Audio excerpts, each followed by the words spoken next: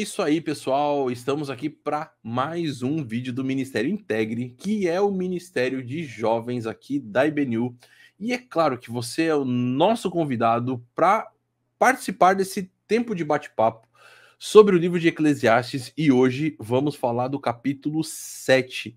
E, gente, tá muito fera, porque esse texto tem uns versículos que, olha, é para deixar de cabelo em pé, para a gente poder aplicar na nossa vida de uma forma muito especial. É por isso que eu quero convidar você a prestar muita atenção em tudo aquilo que a gente vai falar para vocês hoje. Mas antes de tudo, eu quero dar aqui um salve para o Dani e para a Débora, que vocês já conhecem, é claro, e que estão aí comigo para esse bate-papo de hoje. Beleza, Dani, contigo? Beleza, Dilean. Muito bom estar aqui com vocês. Olá, pessoal que está assistindo.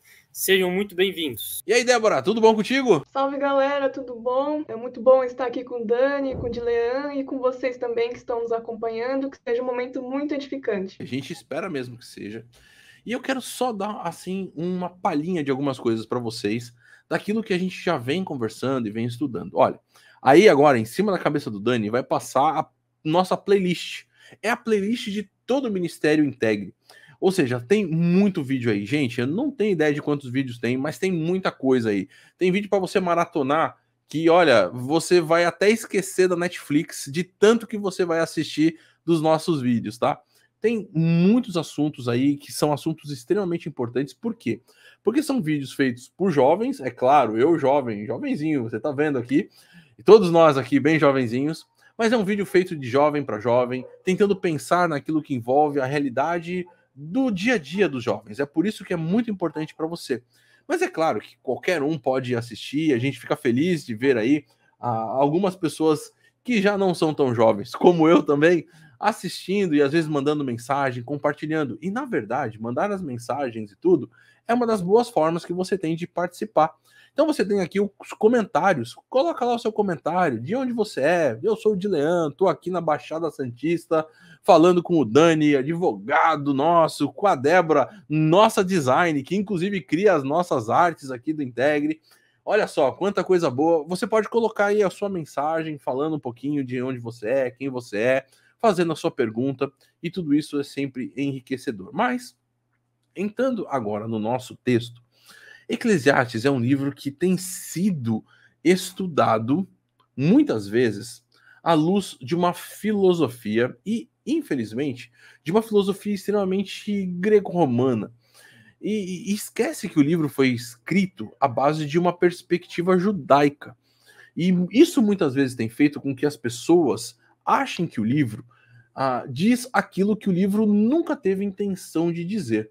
Como, por exemplo, de que o livro ele é mal-humorado, de que o livro ele tem uma percepção pessimista da vida, e isso está muito longe da realidade. Bom, uma coisa é certa, toda a ideia de sabedoria hebraica, tudo aquilo que envolve, como, por exemplo, você lê o livro de Jó, que é um livro de sabedoria, quando você lê o livro de Provérbios, que também são máximas, né, que são esses ditados de sabedoria, essa sabedoria, ela vem da percepção daquilo que envolve a nossa realidade com o divino, com Deus, e aquilo que ele nos deixou através da sua aliança, da sua revelação para nós, da sua vontade e de quem ele é, assim como também das realidades que a gente vê no dia a dia. Basicamente olha, é o seguinte, eu observei que entre as 10 pessoas que enfiaram o dedo na tomada, levaram um choque. Portanto, não enfie o dedo na tomada. Agora, se você enfiar, você vai ser a 11ª pessoa que vai perceber que não é um bom negócio. Principalmente, claro, se ela estiver ligada. Se tiver com a chave geral desligada, aí não tem problema.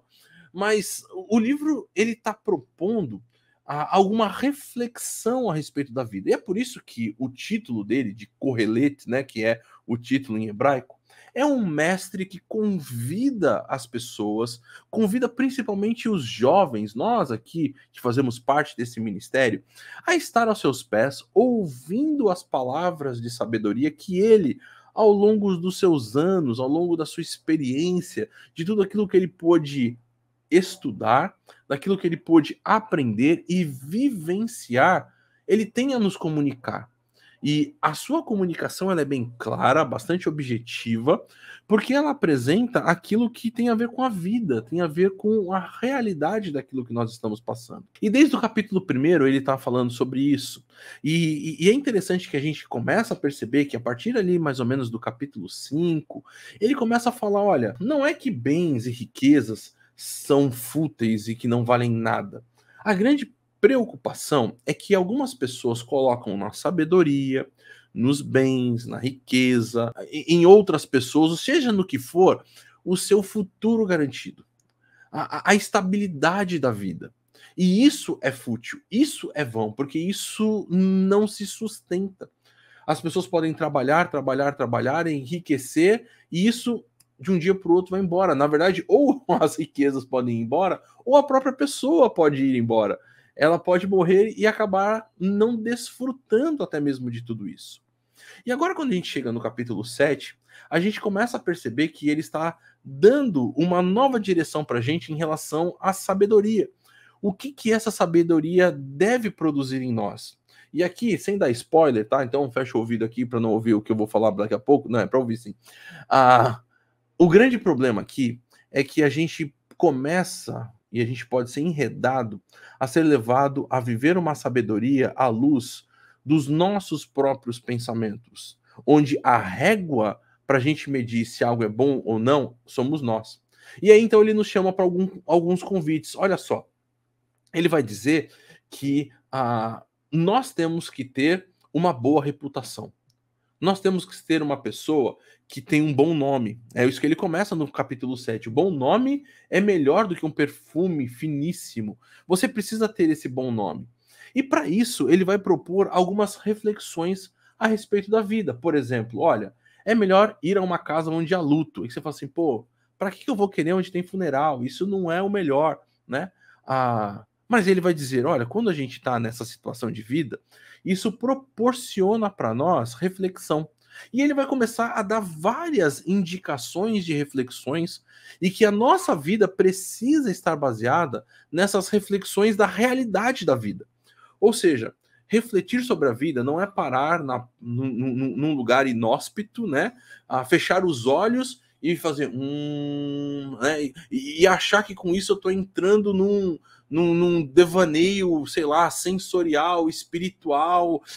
Olha, refletir sobre a vida é refletir sobre as coisas práticas. É chorar e rir, porque isso são coisas naturais da vida. É tristeza e a coisa... É a sabedoria, que existem pessoas que são sábias, pessoas que não são tão sábias assim. Tudo isso vai fazer parte daquilo que envolve essa reflexão da vida. E é isso que a gente começa a perceber no nosso livro. Que ele está trabalhando com essas perspectivas, está trabalhando com essas realidades daquilo que envolve a nossa natureza.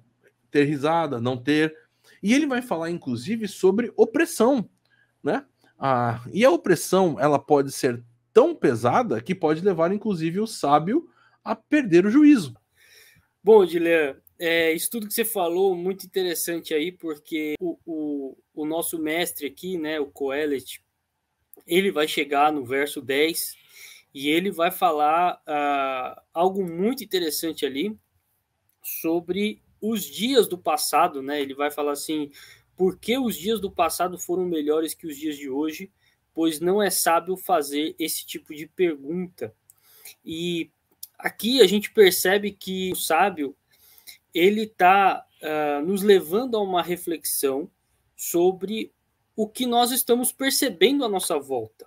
Então, ele está chamando a gente para a gente prestar atenção para o que está à nossa volta no presente. Quer dizer, muita gente vai falar, né, por que os dias do passado foram melhores do que os dias de hoje e tudo mais. E eu achei muito curioso isso aqui, porque é justamente a reflexão sobre o nosso presente, sobre aquilo que envolve o que nós estamos passando hoje, a nossa realidade, e não tanto se apegar ao passado. Eu vi uma frase uma vez muito legal, que é assim, que algumas vezes os bons tempos, eles na verdade são resultado de uma péssima memória com uma boa imaginação, né?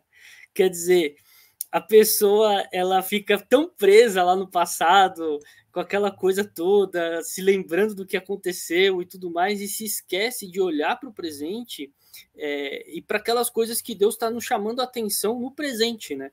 Mas então, isso é interessante, Dani, porque pensando agora naquilo que você está falando, cara, quantas vezes a gente tem realmente isso, né? Às vezes a gente passa por momentos que são muito duros na vida, muito tristes, mas que lá na frente a gente olha e fala assim, caramba, quantas lições eu aprendo agora dessa questão?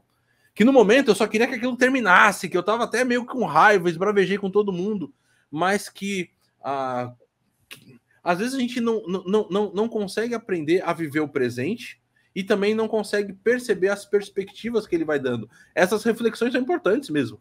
Sim, inclusive quando a gente olha, por exemplo, até para a vida do apóstolo Paulo, né?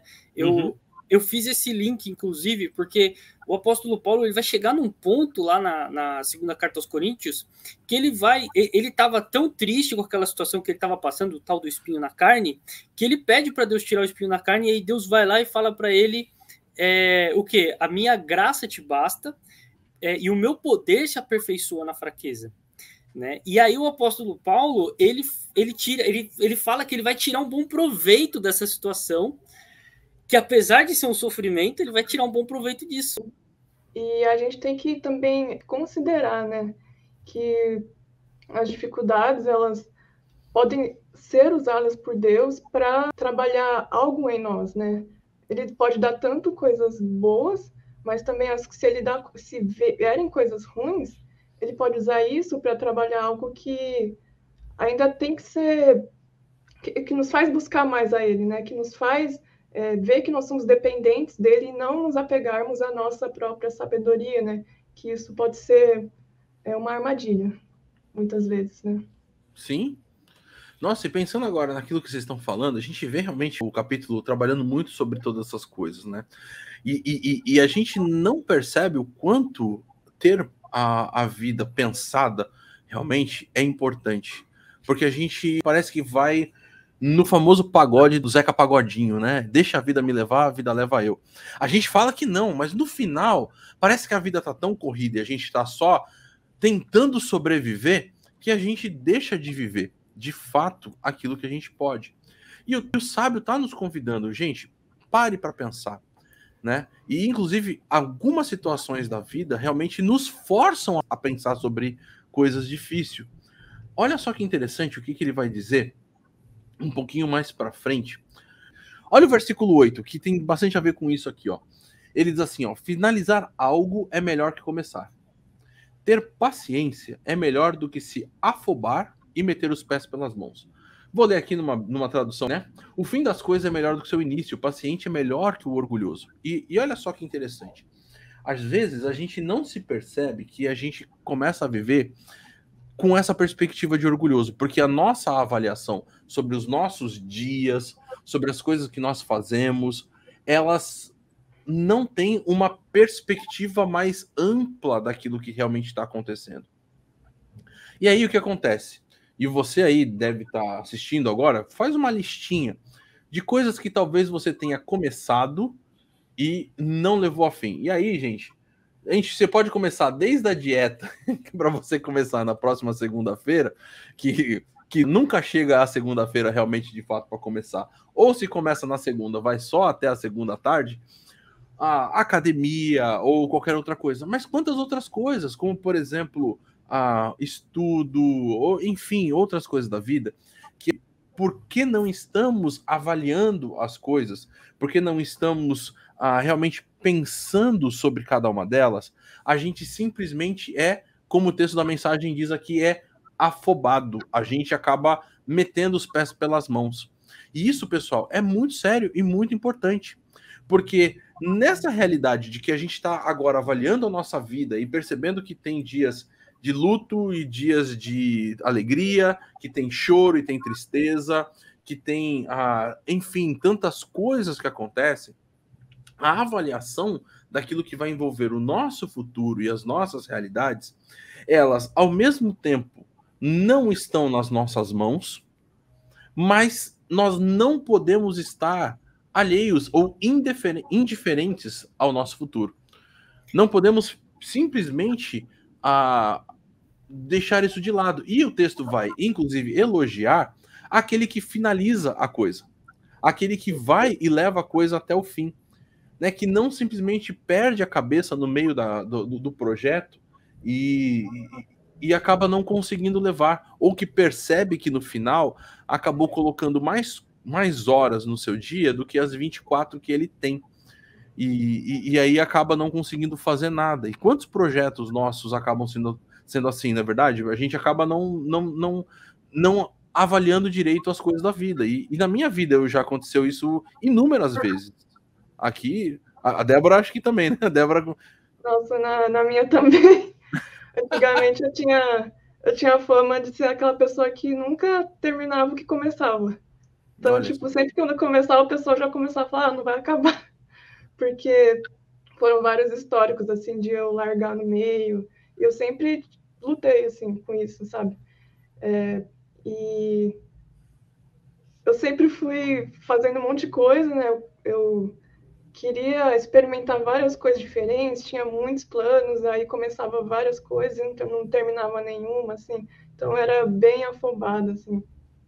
Até que eu busquei ter uma atitude de refletir, né? O que Deus quer para mim, né? O que eu colocar as coisas diante de Deus, né? E buscar ver quais que são os planos dele, né? Porque tinha muitas coisas que acabavam tirando o meu tempo com Deus. Roubando meu tempo com Deus. E uma coisa que eu percebi é que o tempo é uma coisa muito preciosa que a gente tem, né? E administrar ele é algo que a gente precisa pedir sabedoria de Deus, né? Com a nossa própria sabedoria não dá. A gente vai acabar fazendo um monte de coisa que não vai levar a lugar nenhum, né? Não vai acabar edificando. Eu até acho interessante isso, porque quando a gente pensa no mundo que a gente vive hoje, que é um mundo em que tem tantos estímulos na nossa frente, né? A gente tem o celular, tem tanta distração, tem tanta coisa, e é muito fácil a gente se empolgar, por exemplo, que nem o Gilean falou aí, né? Alguma coisa que você falou que você vai começar e não consegue, tipo a dieta, a história da dieta, né? É muito fácil você estar lá no Instagram, de repente você vê um vídeo, fala, nossa, vou fazer isso aí. Até surgiu uma época um meme muito engraçado disso, né? Amanhã vou começar a fazer um mestrado, vou estudar alemão, vou fazer isso, vou fazer aquilo. Aquela pessoa que faz um monte de planos, né? Uhum. E na verdade, isso acontece porque a gente não faz igual o nosso mestre aqui do Eclesiastes está ensinando. A gente não para pensar, não tem paciência para analisar aquilo que a gente realmente consegue fazer e levar até o fim. E aí que vem até a história do Gilean, da listinha, né? Acho legal, acho muito bom esse negócio de listinha, porque quando você faz uma lista, você consegue, pelo menos funciona comigo, né? Você consegue visualizar melhor as coisas que você tem ali para fazer, que você quer se planejar, o que você quer encaixar na sua rotina, alguma coisa do tipo, e você consegue pensar melhor. Isso é ter paciência, esse é um exemplo de um exercício de paciência que é importante a gente fazer. E a gente refletir também o quanto que esse tipo de questão, né, de você ser afobado, como diz a tradução da mensagem, o quanto isso, na verdade, acaba desestimulando a gente a fazer as coisas e muitas vezes até nos desestimula diante de Deus, diante do próximo, de fazer aquilo que realmente importa, né? Então, acho que o conselho aqui do mestre é muito, muito valioso para a gente nos nossos dias, né? Ter paciência, porque se a gente for fazer tudo corrido, tudo na pressa, no susto, que nem a gente acaba vendo muitas vezes por aí, né, na empolgação, as coisas elas tendem a não dar muito certo. Vou já dar aqui, ó, aproveitar, eu não foi proposital, mas olha só, eu tô aqui vestido daquele que o seu modo de vida é nunca desistir, tá vendo só? Ou seja, não é começar e largar no fim, mas o Naruto nos ensina, não vou desistir, esse é o meu jeito ninja. E, pessoal, tudo isso é tão interessante porque você vê como tá linkado com o comecinho do texto. Lá no versículo 1 do capítulo 7, ele diz sobre a gente ter um bom nome. E aí a gente que não leva isso a sério acaba tendo um nome ruim. A Débora falando, Débora, você não foi a única, eu também. Aquela pessoa de, se o Gilean falou, então a gente pode desconsiderar, né? Então não vai funcionar e não vai dar certo. Porque, poxa vida, isso é um péssimo sinal a respeito da nossa vida. E a gente não avalia, mas acaba sendo avaliado pelos outros. O texto, inclusive, vai falar mais para frente, a gente não vai entrar exatamente, mas ele vai falar assim, cuidado, inclusive, quando você está ouvindo o que as outras pessoas dizem, porque eles podem estar falando, olha só, aquela pessoa lá, ela não serve. Ela é uma pessoa... eles podem estar falando alguma coisa ruim da gente. E isso envolve toda essa análise e reflexão que a gente faz na nossa vida.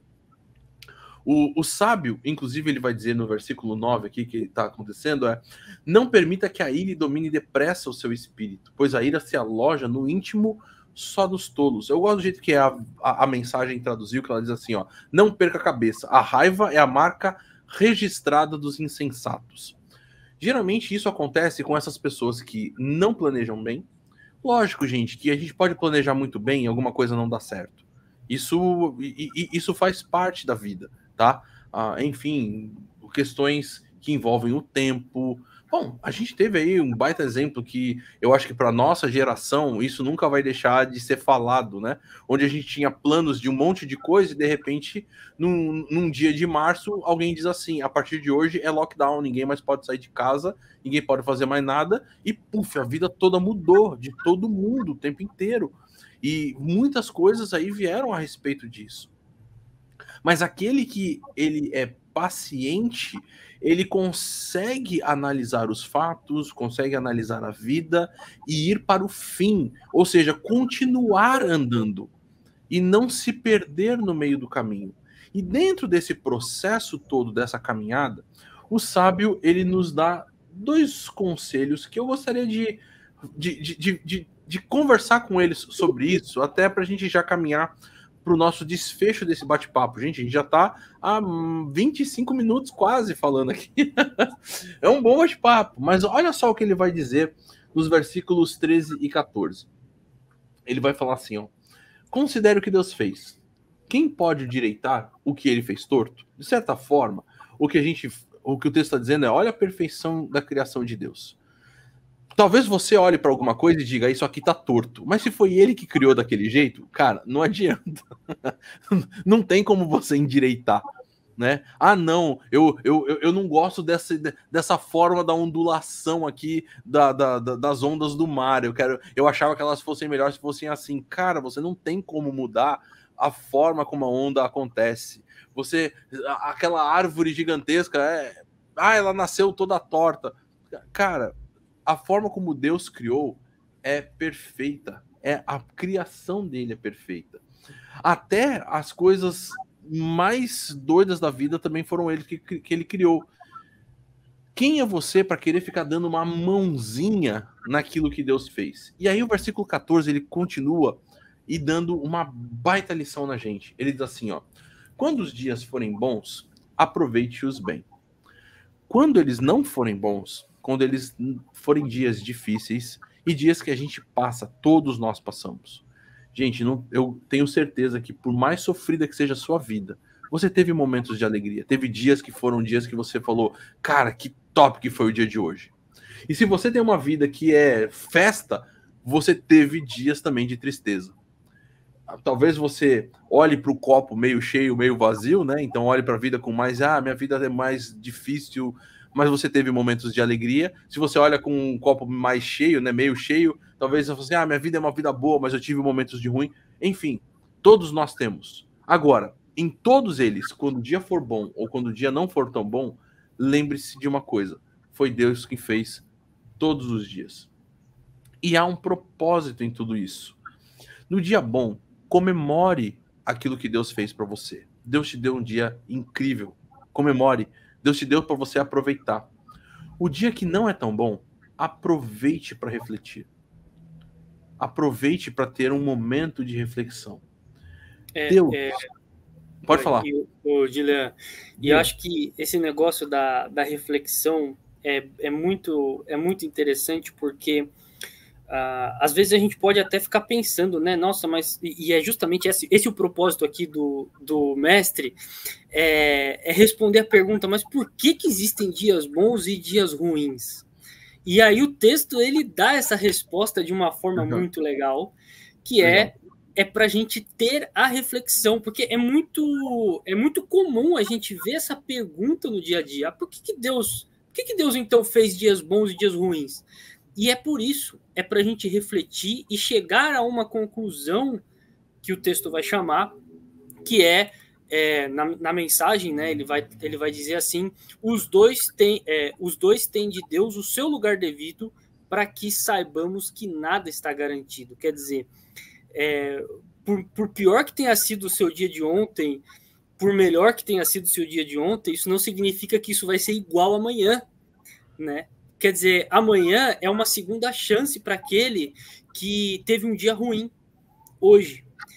E o amanhã não é um dia que está garantido, que vai ser festa, uhul, se o seu dia de hoje foi uma festa. Então, você é chamado a ter essa reflexão para você olhar à sua volta, olhar para a sua vida, para aquilo que você tem feito. E se o seu dia foi ruim, lembre-se, Deus está te chamando para que você coloque o seu caminho junto a Ele. E se o seu dia foi um dia de alegria, também para que você se coloque próximo de Deus, porque Ele é que cuida das nossas vidas, né?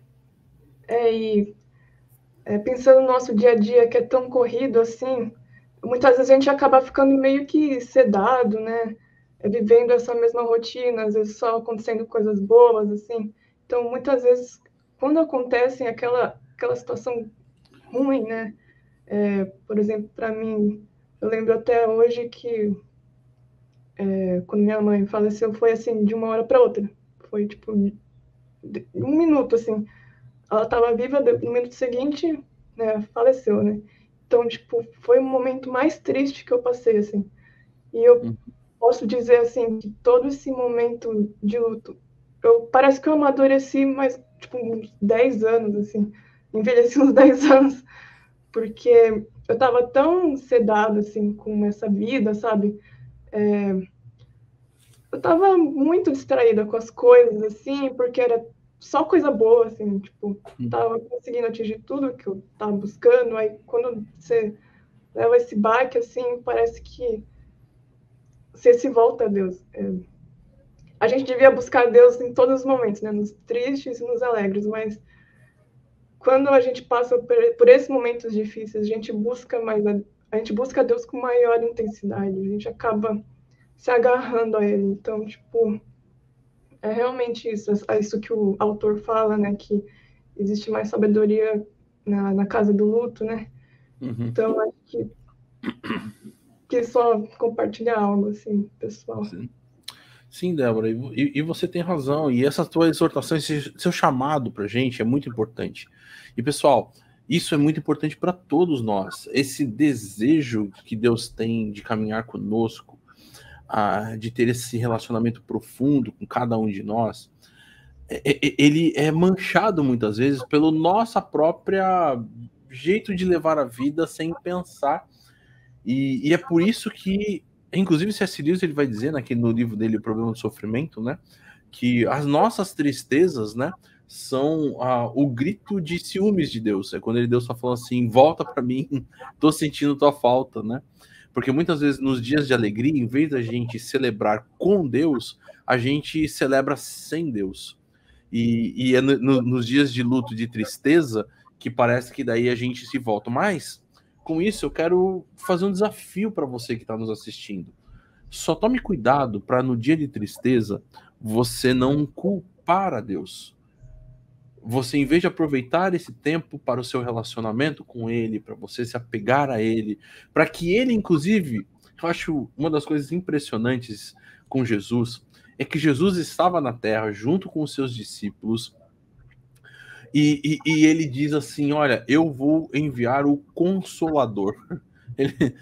Ele não fala assim: ó, eu vou enviar o Megazord, né? Tipo, porque parece que para algumas pessoas a vinda do Espírito Santo é isso só, né? Tipo, agora veio a armadura de ouro aqui do Cavaleiro do Zodíaco, né? Eu vou vestir agora e vou sair vencendo todo o mal. Mas quando Jesus ele tá ali com seus discípulos, ele diz assim: eu vou enviar o Consolador. É a realidade de que, olha, no mundo tereis aflições, mas tem de bom ânimo, eu venci o mundo. Essa percepção que Jesus nos dá da vida bem clara e objetiva, como o Kohelet nos dá, de que nos momentos de dificuldade nós precisamos lembrar que Deus está à disposição. Ele é o nosso consolo. Ele é aquele que, inclusive, ele diz, e eu acho isso uma imagem fantástica de Deus. Ele diz assim: eu sou aquele que vou enxugar as suas lágrimas. E pensar nisso, eu tenho 2 filhas que já não são tão pequenas, né? Uma tem 20 anos, a outra tem 16 anos. Mas eu lembro quando elas eram menores e qualquer machucadinho, qualquer coisa que vinha, elas vinham correndo pro pai e já vem correndo de braços abertos assim, e com os olhos... E você vai lá e fala, começa a conversar e você vai com a mão, com uma toalhinha, alguma coisa, e enxuga a lágrima dela. E aquilo é um momento de conforto, de consolo tão grande, que é impressionante como a criança geralmente para realmente de chorar. Porque ela se sente envolvida e abraçada ali pelo pai, de tal forma que ela parece que ela achou a solução, sabe? Que ela encontrou o conforto.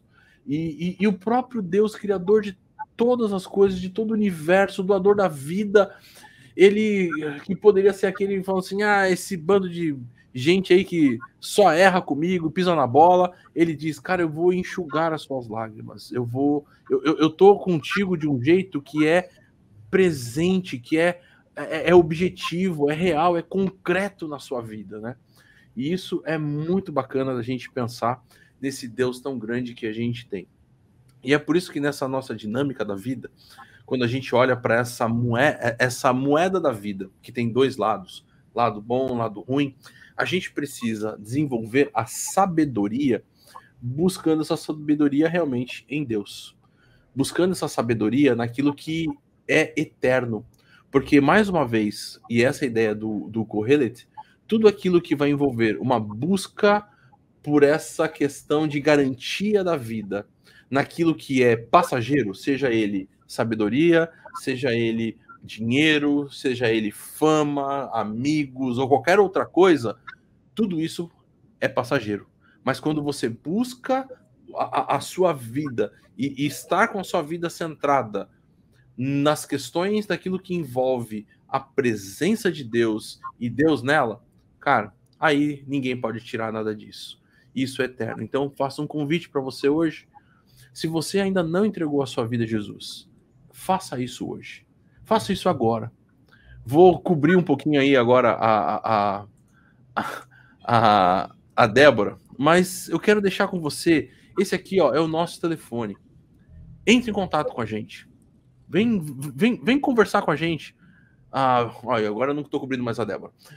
Vem conversar, manda uma mensagem para Conexão falando, eu quero conversar com o pessoal do Integre, eu quero entregar a minha vida a Jesus, eu quero saber mais sobre esse Deus que é gracioso, que é misericordioso, e vem fazer parte do Integre, vem fazer parte da IBNU, um grupo de pessoas que vão caminhar com você nessa busca diária da sabedoria divina e de colocar a nossa vida diante daquele que é o Deus Todo-Poderoso.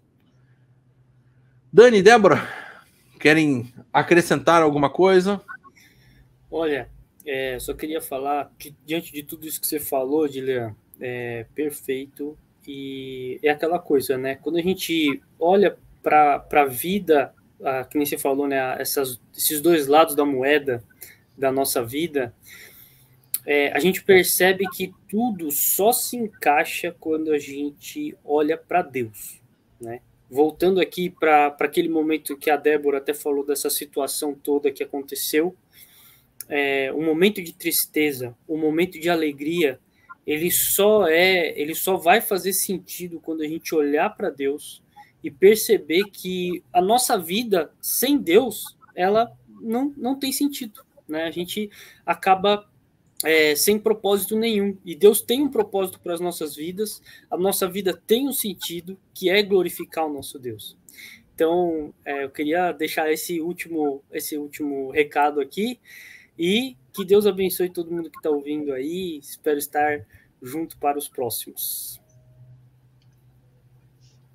Foi muito legal o que o Dilean falou agora, né? E como ele fez o desfecho, né? Por mais que a gente esteja falando sobre Eclesiastes, eu acho que tudo aponta assim para Jesus Cristo, né?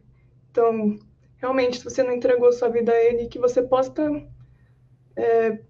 falando com Ele e crendo que Ele tem poder para te salvar, te curar e restaurar a tua vida, por mais situações que você, por mais piores situações que você tenha passado, não importa como a gente começa, e sim como a gente vai terminar, né?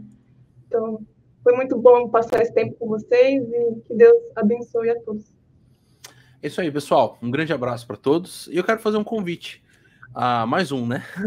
Dia 23 agora de setembro, nós, como grupo do Integre, vamos visitar o IBARC. O IBARC é o Instituto Brasileiro de Instituto Bíblico de Arqueologia. Vou até colocar aqui para vocês verem aqui, ó. É dia 23 agora desse mês. É aqui, ó. O IBARC, tá? Instituto Bíblico de Arqueologia. Nós vamos estar lá às 16 horas, não é isso, Dani? Tá fechado o seu microfone. Isso mesmo. Tá.